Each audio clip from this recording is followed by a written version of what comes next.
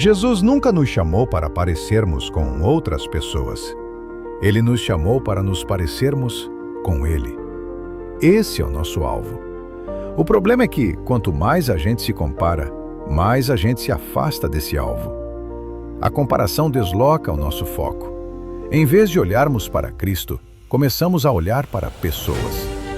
Em vez de buscarmos ser moldados à imagem dele, passamos a tentar nos encaixar na imagem de alguém.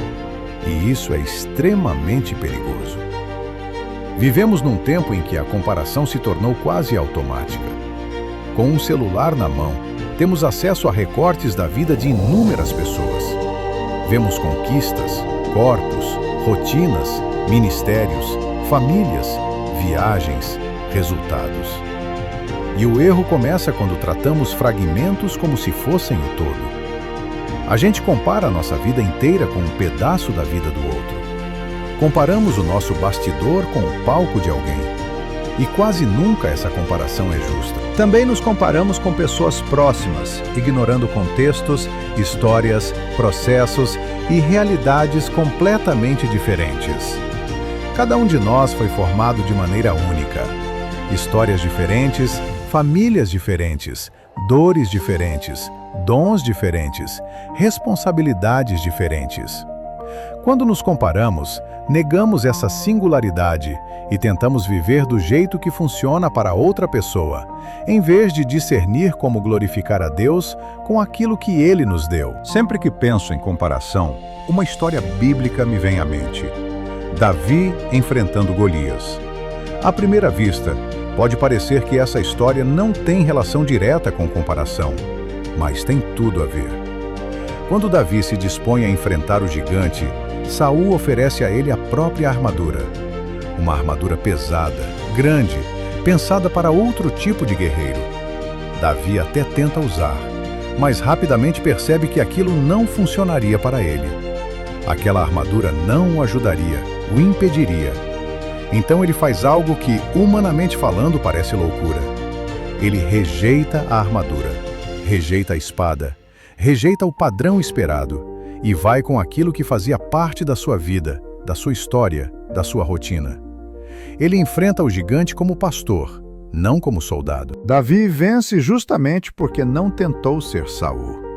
Ele não tentou lutar como os outros lutavam. Ele não tentou se encaixar na expectativa de quem estava olhando. Ele reconheceu quem ele era, o que ele tinha nas mãos, e confiou que Deus poderia usar aquilo. A Bíblia diz que ele derrotou o filisteu sem espada na mão. Isso é muito forte. Era esperado que ele usasse uma espada, mas ele venceu sem ela. Se Davi tivesse cedido à comparação, se tivesse pensado que precisava parecer um guerreiro para vencer, provavelmente teria sido derrotado. A comparação faz exatamente isso conosco. Ela nos leva a lutar batalhas que Deus nos chamou para enfrentar, mas com armas que Ele entregou a outras pessoas. A gente começa a desprezar aquilo que tem nas mãos porque parece pequeno demais. É só uma pedra. Mas foi com uma pedra que Davi venceu. Quando nos comparamos, passamos a acreditar que precisamos da armadura do outro, do caminho do outro, do jeito do outro. E isso, muitas vezes, nos paralisa ou nos destrói. A Bíblia nunca nos chamou para sermos cópias. O chamado sempre foi para sermos semelhantes a Cristo. Isso não significa que todos farão as mesmas coisas ou seguirão os mesmos caminhos. Pelo contrário, significa que cada um glorificará a Deus a partir da sua própria realidade, com seus próprios dons, no contexto em que foi colocado. Quando desviamos os olhos do que Deus está fazendo na nossa vida, a comparação encontra espaço. E quando a comparação entra, junto com ela vêm outros pecados. Um deles é o desprezo pelo que Deus já nos confiou. Passamos a olhar para a casa do outro, para o trabalho do outro, para o ministério do outro e começamos a menosprezar a nossa própria realidade. Isso gera ingratidão. Um coração murmurador nasce quando achamos que só seríamos felizes se tivéssemos a vida de alguém. E, sem perceber, começamos a cobiçar o que pertence ao outro. No fundo, estamos dizendo a Deus que Ele errou na distribuição, que deveria ter nos dado o que deu a alguém. Isso é sério. A comparação também nos impede de trabalhar no nosso próprio campo. Em vez de cuidarmos do que Deus colocou nas nossas mãos, ficamos observando o quintal do vizinho.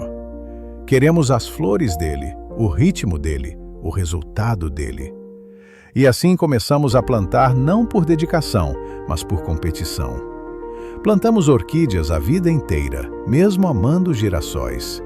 E um dia, quando olhamos para trás, percebemos que não cultivamos aquilo que realmente nos alegraria, mas apenas aquilo que nos faria parecer com alguém.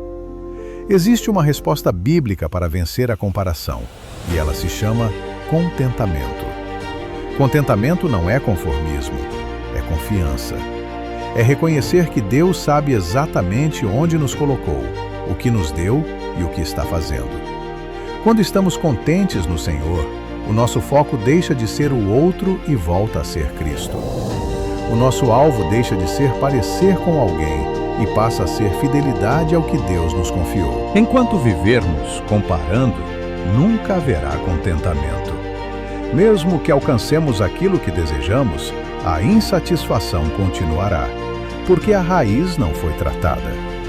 O nosso chamado não é viver a vida de outra pessoa, é servir a Deus com tudo o que somos, com aquilo que temos nas mãos, permitindo que Ele molde quem somos para a glória dele.